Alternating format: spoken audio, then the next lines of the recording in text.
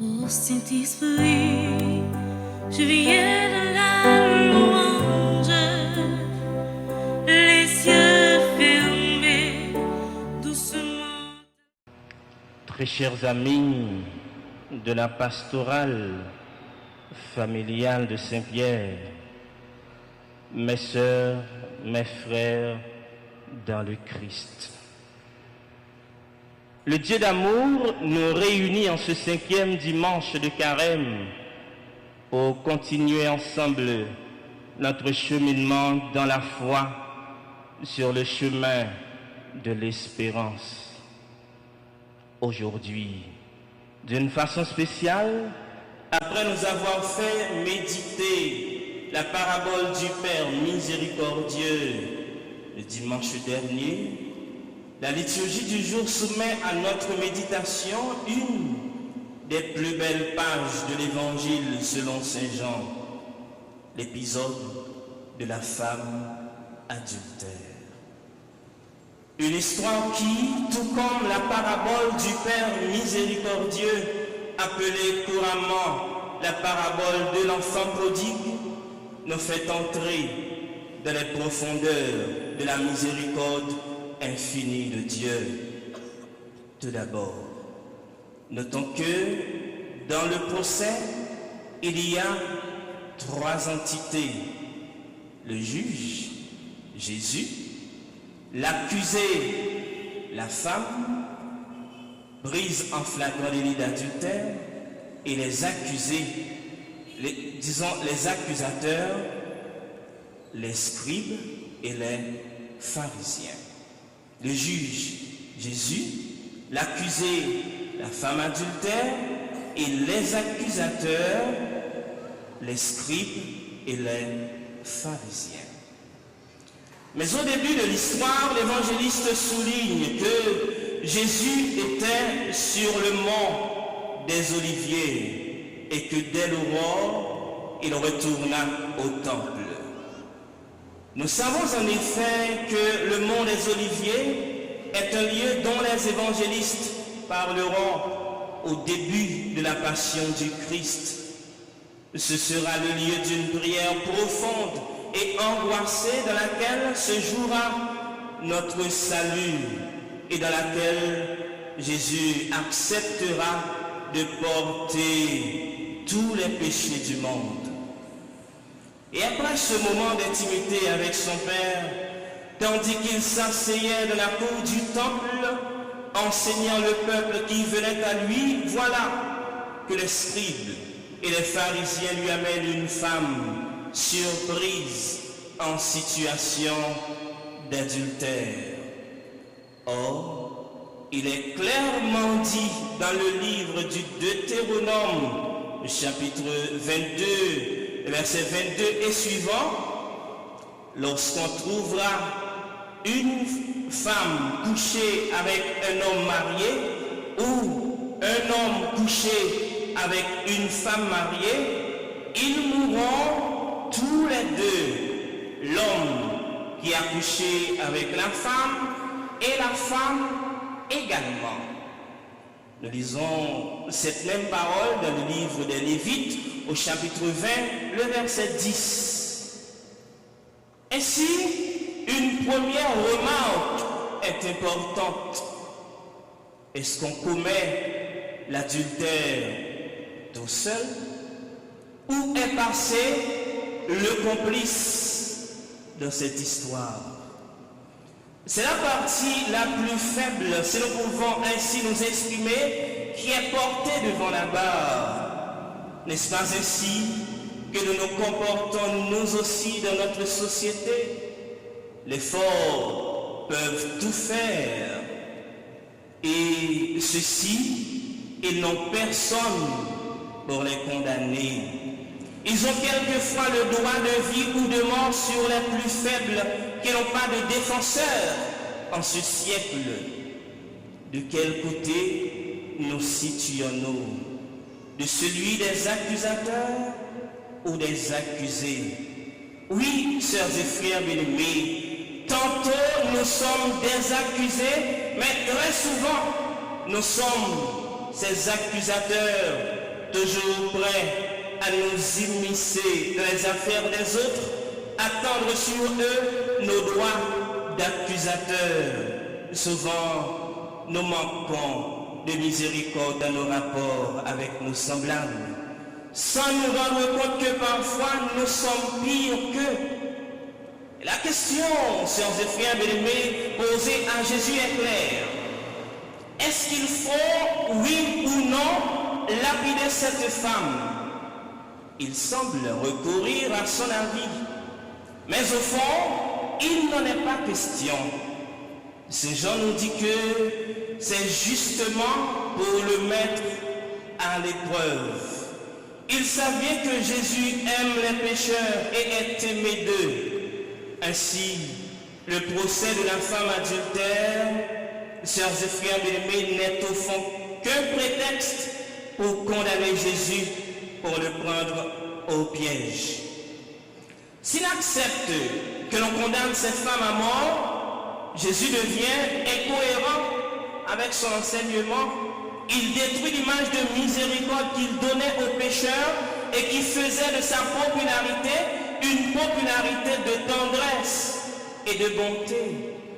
S'il acquitte cette pécheresse, il transgresse la loi divine et il est passible de mort pour blasphème contre Dieu qui interdit ce péché. Ainsi, c'est le procès de Jésus qui se profile derrière le procès de cette femme. Mais face à l'accusation de cette femme, Jésus préfère de garder le silence. S'étant baissé et du doigt, il traçait des traits sur le sol. Réaction très étonnante. Il ne fait rien, il ne répond rien, il fait des décès comme quelqu'un qui veut ignorer ce qui l'entoure. Et puisqu'ils insistaient, Jésus lève la tête et les renvoie à leur propre conscience. Celui d'entre vous qui est sans péché, qu'il lance la première pierre. En une phrase, Jésus remet les accusateurs à leur place, leur faisant prendre conscience de l'état de leur âme au lieu de juger facilement leur prochain. Ils comprennent et partent sans dire mot. Leur attitude parle d'elle-même et Jésus reste serein avec la femme. Il ne semble toutefois pas intéressé à suivre les accusateurs avec un regard de triomphe. Il baisse de nouveau et continue à écrire. Cette réponse de Jésus est simple mais très forte. Comme quoi, avant d'accuser mon frère, ma soeur et réclamer sa condamnation, je dois d'abord m'interroger sur ma propre vie. Suis-je meilleur par rapport à lui ou par rapport à elle? Son péché que je porte sur les toits est-il plus grave que le mien qui reste caché aux yeux du monde, mais présent devant Dieu? Quand le péché du roi David lui est révélé par le prophète Nathan, il ne se justifie pas, mais il le confesse. Oui, je connais mon péché. Ma faute est toujours devant moi. Contre toi et toi seul, j'ai péché. Ce qui est mal à tes yeux, je l'ai fait. Psaume 50, versets 5 et 6.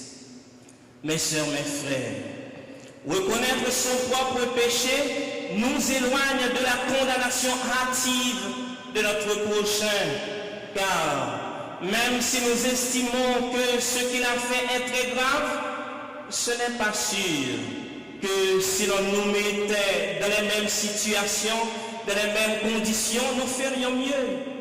Jésus place le débat à un autre niveau.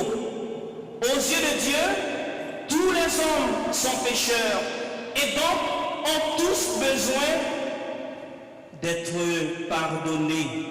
Tous les hommes sont pécheurs, ont tous besoin, ils ont tous besoin de la miséricorde de Dieu. C'est pourquoi, chers et frères bien-aimés, Jésus nous demande d'être miséricordieux comme notre Père est miséricordieux. Il nous dit de ne pas nous poser en juge pour ne pas être jugé, de ne pas condamner pour ne pas être condamné. Le prophète Osée, au chapitre 2, versets 4 et 25, avait comparé le peuple d'Israël en son entier à une épouse que Dieu aime et qui est adultère par ses prostitutions. Et vraiment, mes sœurs, mes frères, tout abandon de Dieu est une sorte d'adultère qui blesse un Dieu vulnérable et amoureux de chacun de ses enfants. Et je reprends. Tout abandon de Dieu est une sorte d'adultère qui blesse un Dieu vulnérable et amoureux de chacun de ses enfants. D'où la réaction de ces scribes et ces pharisiens devant l'invitation de Jésus à jeter à cette femme la première pierre. À ce stade, plus personne ne se sent à l'aise. Ils ont été démasqués. Leur hypocrisie a été mise à nu. Ils baissent les yeux en cherchant une attitude désinvolte pour cacher l'embarras et la honte. Ils partent commençant par les plus vieux. Il ne reste que Jésus seul et la femme. La femme reste debout pendant tout le procès en position d'accusé. Et Jésus lui-même restait assis en s'inclinant, c'est-à-dire de la position du serviteur et non du juge qui regarde de haut le coupable. Il a seulement levé la tête pour communiquer à la femme sa sentence avec la douceur de son regard, la tendresse de Dieu qui ne condamne personne. Ma fille, moi non plus, je ne te condamne pas. Sœurs et frères bien-aimés, l'Évangile souligne que les premiers à s'en aller, c'étaient les plus âgés. Peut-être ce sont justement les personnes les plus mûres de la communauté qui sont invitées à faire un examen de conscience, car ce sont souvent elles qui aiment lancer les pierres avec les commérages et les calomnies. En pile fois, frère avec ce noyau. Nos communautés, grand moun puis grand yo, au lieu de tourner exemple pour sa plus jeune au lieu d'aider yo à avancer dans le bon conseil, dans corriger le ça nécessaire, yo plutôt calé yo plutôt fait tripotage sous yo plutôt fait petit pile gros pile sous yo plutôt condamné yo plutôt lapidé yo. Eh bien, c'est triste quand même, frère de Semio. Là, nous entendons un jeune petit monde, bien un jeune a dit, grand monde ça, même si on a pipi au côté où elle a passé, c'est pété pour lui. Parce que toute communauté a comme ça, parce que bouche n'est pas arrêté à terre. Heureusement, tu es capable de dire, bon, ici là, pas de bagaille comme ça. Bon, ici là, dans Saint-Pierre, tout le monde ici là, c'est bon monde. Tout grand monde ici là, qu'on est rôle, bon côté jeune, c'est aider yo avancer. C'est pas yo bon conseil, c'est pas critiquer yo. Nous disons merci pour ça. Qu'est-ce là? Et si toutefois, il nous a gagné tentation pour nous détruire un jeune, pour nous critiquer un jeune, depuis jeudi à même, frère avec ce mieux. On t'a invité nous pour nous faire une rétrospection sur la vie, nous, sur jeunesse, nous, pour nous, qui bêtises nous t'ai fait, ou bien qui quantité bêtises nous t'ai fait, si nous t'es jeunes monde qui t'a conseillé nous pas t'a privé faire. Comme ça, n'a pris conscience réellement que rôle nous, bon côté jeune, c'est pas critiquer, c'est pas lapider, c'est pas condamner, mais c'est accompagner, c'est conseiller. Frère, avec ce mieux, là nous fait ça, là nous détruire jeunes, là nous critiquer, au lieu de nous aider, nous servir comme pharisiens, comme scribes. Chers amis de la pastorale familiale, peut-être dans votre mission auprès des jeunes couples mariés ou en cheminement, vous avez déjà rencontré des cas où l'un ou l'autre vous dit que ce que monsieur ou madame m'a fait, je ne vais jamais lui accorder mon pardon. Combien de familles se sont divisées à cause du manque de pardon, du manque de miséricorde? Dieu, chers et frères bien-aimés, condamne tout ce qui fait souffrir l'autre, tout ce qui blesse l'autre dans son cœur et dans sa dignité. Mais par-dessus tout, il nous invite à nous pardonner les uns les autres, car même sans le vouloir, nous pouvons blesser l'autre. La célébration de votre 8e anniversaire est une occasion pour chaque couple, à commencer par les plus anciens, d'évaluer votre vie en famille, votre vie à l'intérieur et à l'extérieur de la maison.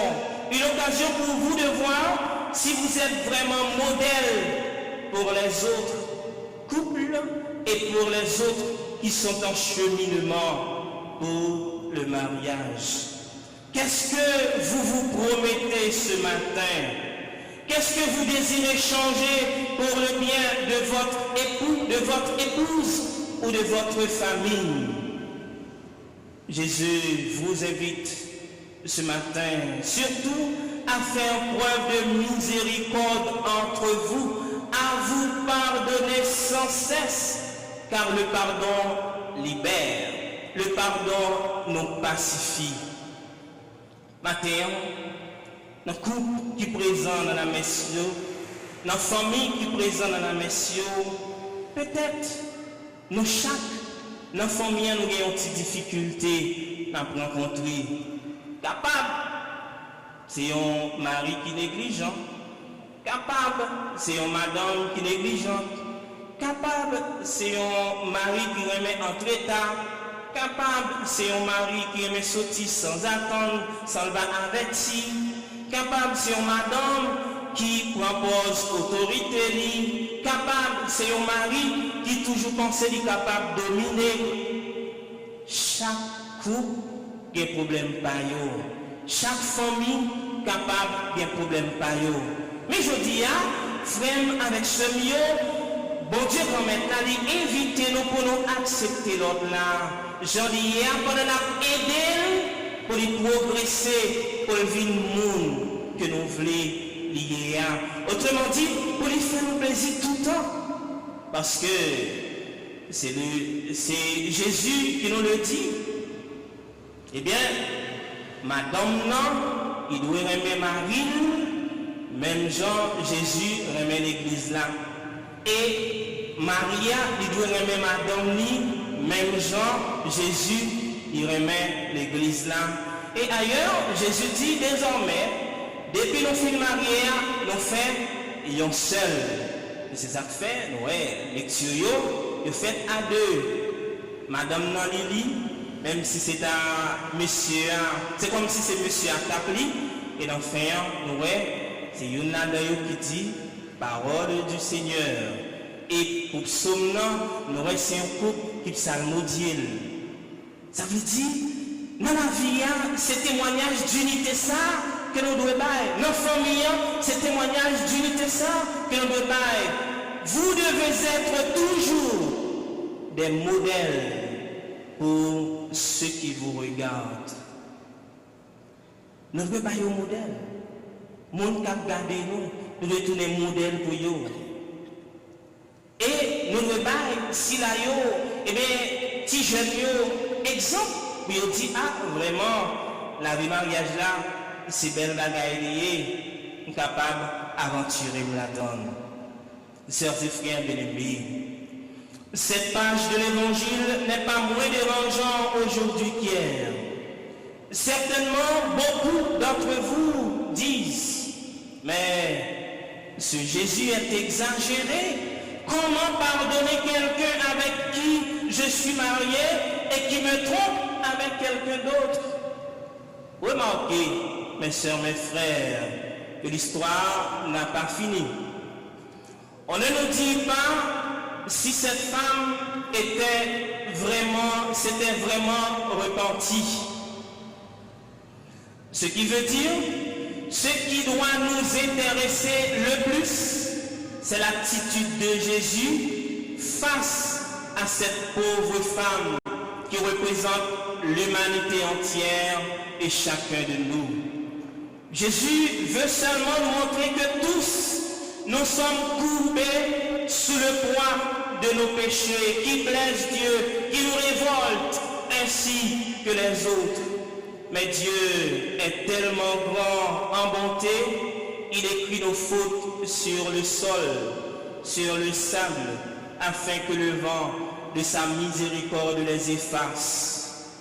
Vraiment, comme dit le psaume 129, si Dieu retenait nos fautes, qui donc subsisterait? Mais près de lui abonde le rachat, le pardon des péchés. C'est pourquoi Jésus n'accepte pas que l'on puisse lancer ces pierres douloureuses et cruelles contre ceux qui se tiennent à peine debout, pliés sous le poids de leurs propres erreurs. Personne ne t'a condamné, femme, moi non plus, je ne te condamne pas. Va et désormais ne pêche plus. Oui, bien-aimés dans le Seigneur, voilà les paroles qui devaient être en permanence dans notre cœur pour que nos lèvres les redisent devant chaque situation que nous rencontrons dans la vie de nos semblables et qui n'est pas selon le plan de Dieu. Apprenons à être miséricordieux comme notre Père et notre vie sera de plus en plus un témoignage de bonté pour les autres. Apprenons à être miséricordieux comme Dieu, notre Père, et notre vie sera de plus en plus un témoignage de bonté pour les autres. Qu'il en soit ainsi pour chacun de nous ici présents, au nom du Père et du Fils et du Saint-Esprit. Amen. Je viens